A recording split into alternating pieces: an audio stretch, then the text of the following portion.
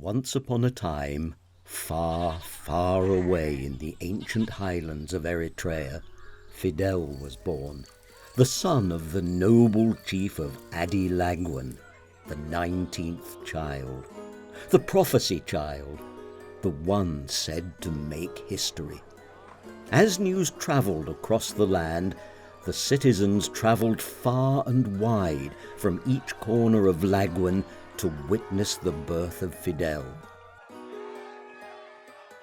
Years had passed since the birth of Fidel, and whispers of the Ottoman Empire seizing neighbouring villages began to emerge from the Far East. In the hopes of protecting his only son and his village, the chief began to prepare his men for war. One night, where the stars shone brightly over the village, Turkish troops marched with weapons, destroying everything in sight, thus beginning the Battle of Lagwan. Fidel was snatched away and his father killed protecting his village. Fidel's sister, Lemlin, had no intention of letting him go without a fight. She dived into the sea to save her brother from his kidnappers, fighting till her last breath, but drowned as the boat disappeared into the distance.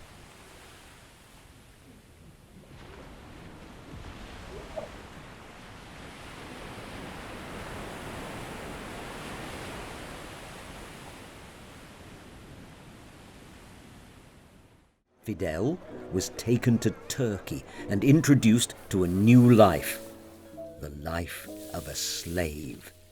He was converted to Islam and given a new name, Ibrahim. 364 days later, as the evening approached, Russian spies littered the streets of Istanbul, disguised and on the search for clever African slaves who could serve their emperor, Peter the Great. Slowly they worked their way into the palace, and when the time was right, they struck. The Russians destroyed everything in the palace, as the Turkish troops once destroyed Adi Lagwan. Ibrahim, yet again, kidnapped and transported to Russia.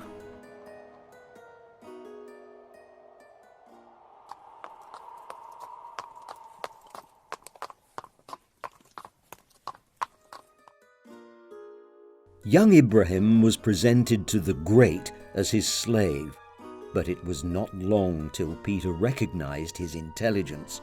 He adopted the young traumatized Eritrean boy as his son and had him baptized. As he attempted to give the boy a Christian name, Ibrahim refused.